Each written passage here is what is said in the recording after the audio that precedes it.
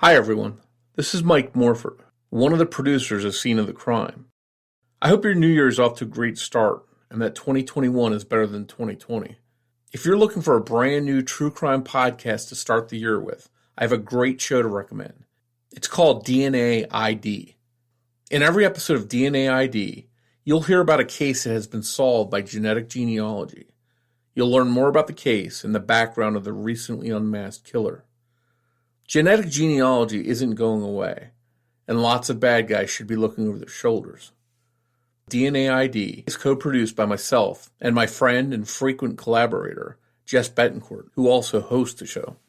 Every other Monday you'll get a new episode of DNA ID. Episode 1 is out right now, as well as a welcome episode and a bonus episode featuring an interview with our favorite hero investigator, Paul Holes. I'm including a short preview here of episode 1 for you to listen to. To hear the rest of the episode, head over and subscribe to DNA ID on your favorite podcast player or app right now so you don't miss an episode. I hope you enjoy this preview, and I'll see you back here soon on Scene of the Crime.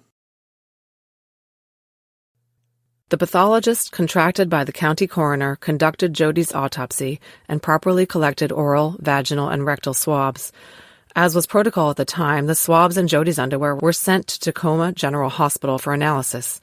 The hospital did investigate the swabs and detected sperm present, but then the swabs and underwear disappeared, and they had never been introduced into evidence in the first place. The murder case now had no bullet and no remaining evidence from the autopsy. The case went cold.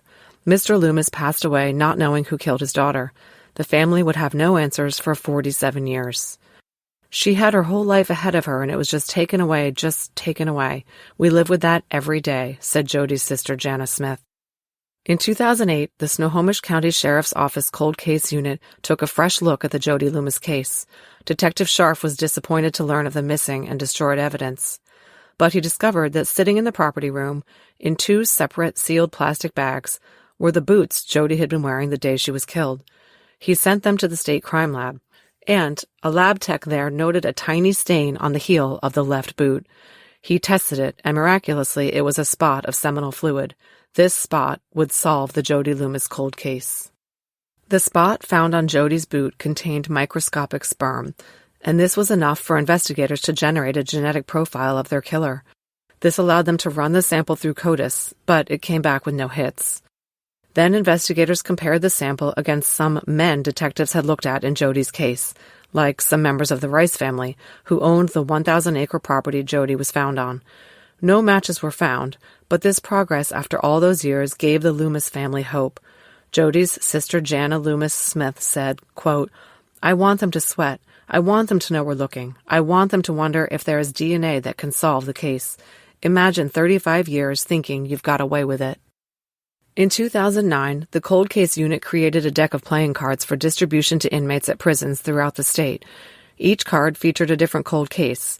Jody's case was on the 10 of hearts. It was the oldest unsolved case in the deck, and the oldest in the county with DNA evidence. Although the Everett Herald featured each of the 52 cases in a weekly story for a year, Jody's case remained unsolved. Then, in 2018, on behalf of the Snohomish County Sheriff's Office, Detective Scharf contracted with Parabon Nanolabs to conduct autosomal testing on the DNA sample from the boot. Parabon uploaded the genetic profile obtained from the stain on the boot into GEDmatch and created a familial match list based on similarities in the suspect DNA and members of the public whose genetic profiles were in the database. Then, genetic genealogist Deb Stone of Kin Forensics in Washington found 2 third cousins of the suspect in the familial match list and set to work building out family trees to hone in on the suspect's identity. Deb has a website in which she detailed the work she did on Jody's case. She wrote, quote, "I used that information from GEDmatch to build family trees and identify the most recent common ancestors of the suspect.